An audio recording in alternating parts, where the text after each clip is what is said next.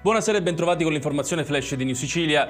In apertura la cronaca con un nuovo incidente stradale mortale che si è verificato a Sambuca in provincia di Agrigento. A perdere la vita un uomo di 57 anni che viaggiava con la famiglia. Continua il processo sul caso di Cinzia Pennino, l'insegnante siciliana morta dopo la somministrazione del vaccino AstraZeneca. Sotto accusa il medico Vincenzo Fazio, indagato per omicidio colposo. Il GIP ha disposto una nuova perizia. Emergenza migranti, la Croce Rossa gestirà l'hotspot di Lampedusa fino al 31 dicembre 2025 con l'obiettivo di garantire adeguati standard di accoglienza nella struttura, lo ha deciso il Ministero dell'Interno.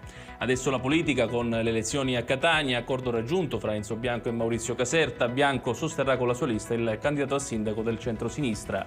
Chiudiamo con lo sport, lo svizzero Joel Suter ha trionfato nella terza tappa del Giro di Sicilia, leader della gara resta il neozelandese Finn Fisher-Black, domani l'ultima tappa. Tutti i dettagli li trovate sul nostro sito www.newsicilia.it. Grazie per averci seguito e arrivederci.